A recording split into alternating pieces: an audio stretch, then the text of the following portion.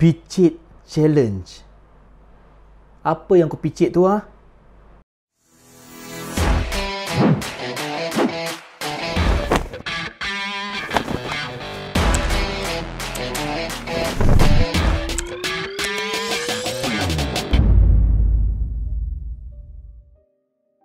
Assalamualaikum dan salam sejahtera Malaysia. Okey, saya Syah dari Diksi Media. Lagi sekali kita akan bercakap pasal isu-isu semasa yang kali ni bagi saya macam tak masuk akal. Picit challenge. Aduh, tak tahulah nak kata macam mana lagi. Umat. Picit challenge ni diadakan ketika hari raya sekarang ni, tengah musim raya ni. Diadakan ketika bergambar suami isteri di waktu raya. Apa yang dipicitnya? Okey, gambar yang saya tunjuk ni saya censored, minta maaf. Saya rasa semua orang faham kenapa saya perlu censored gambar ni. Apa benda yang dipikirkan ni tak nak cakap pun tak tahu nak kata macam mana lah. Apa kepeliknya trend ni? Semua benda asal ada challenge nak ikut, asal ada challenge nak ikut. Kemaruk sangat nak ikut challenge. Agak-agak lah weh. Tak semua challenge kau boleh ikut. Ni dah keluar kau aku dah ni. Marah pula rasa. Allah Astagfirullahaladzim. Okey, ini saya nak tegur. Masyarakat kita sekarang ni kemaruk sangat challenge, kan? Bila orang buat kita nak ikut, orang buat kita nak ikut. Nak mengikut je kerja. Kalau challenge tu benda yang berfaedah tak apa, kan? Sedekah challenge. Sekarang kalau cakap lebihkan kata kita ni Melayu kolot, Islam kolot. Ni bukan soal kolot. Ini soal dah memang haram. Saya petik hadis ni hadis sahih dan hadis riwayat Muslim. So kita tahu hadis riwayat Muslim ni adalah hadis sahih. Okey. Berpandukan sebuah hadis riwayat Muslim daripada Abu Sa'id Al-Khudri radhiyallahu anhu. Beliau berkata bahawa Rasulullah sallallahu alaihi wasallam bersabda yang bermaksud, sesungguhnya manusia yang paling jelek kedudukannya pada hari kiamat adalah seorang lelaki, iaitu suami, yang bercampur, iaitu bersetubuh dengan isterinya, kemudian menyebarkan rahsia isterinya tersebut. Okey, so apa kena mengena hadis sahih ni dengan isu picit challenge ni? Okey, rahsia tubuh badan seorang isteri hanya diketahui oleh suami. Ni maaf kata saya bukannya nak over ke nak agak XXX ke, tak. Hanya suami yang tahu macam nak kata sedapnya tubuh badan isterinya sendiri. Begitu. Maaf katalah. So bila ada picit challenge ni, dia nak tunjuk apa? Nak tunjuk kegebuan isterinya, nak tunjuk kemontokan tubuh isterinya kepada orang lain. Nak supaya orang lain terliur tengok tubuh isteri dia. So itulah yang dimaksudkan oleh hadis ni. Kita menyebarkan rahsia tubuh isteri kita kepada orang lain, kepada mata lain. Ini berdasarkan Al-Hirawi dan Al-Kalbi.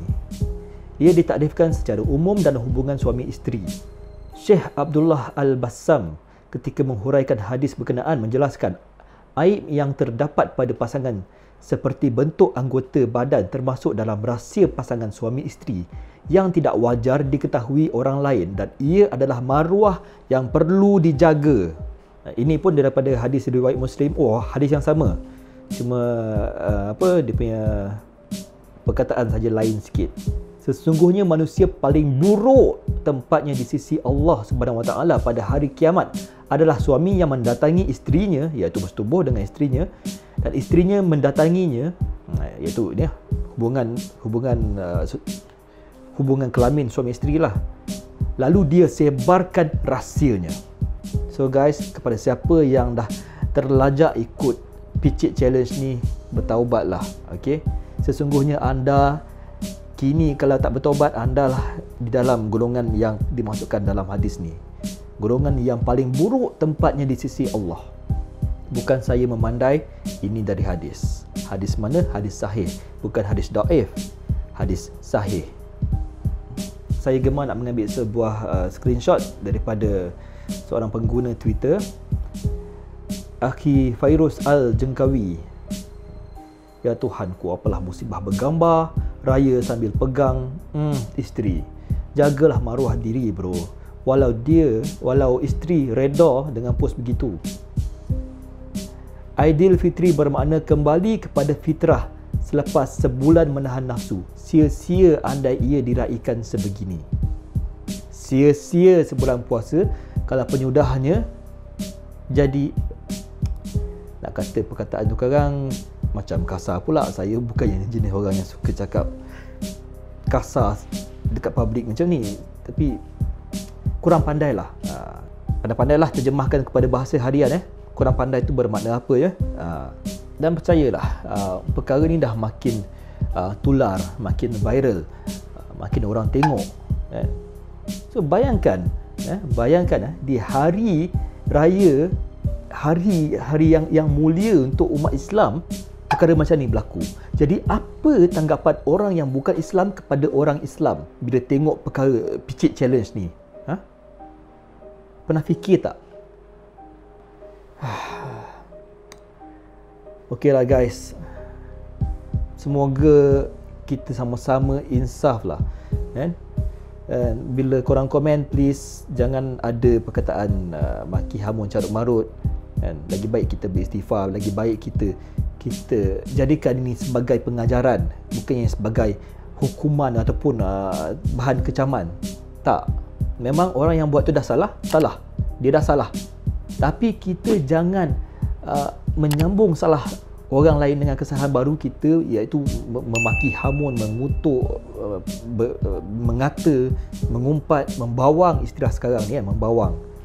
Sebab bila orang sebut membawang, terasa macam tak ada dosa bila sebut membawang, tapi hakikatnya itu mengumpat, mengata, mengumpat, mengeji. Sama je, tetap ada dosa. So please, kita dah sebulan puasa ni. Tambah pula puasa kali ni special kerana Allah bagi ekstra pengajaran, iaitu COVID-19.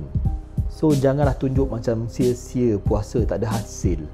So sama-sama kita menjaga pelakuan kita menjaga bahasa kita, insya-Allah. So kalau ada salah silap terlebih tu kurang dari saya minta maaf. Lagi sekali selamat hari raya kepada semua orang, and stay safe, stay healthy. Malaysia, I love you.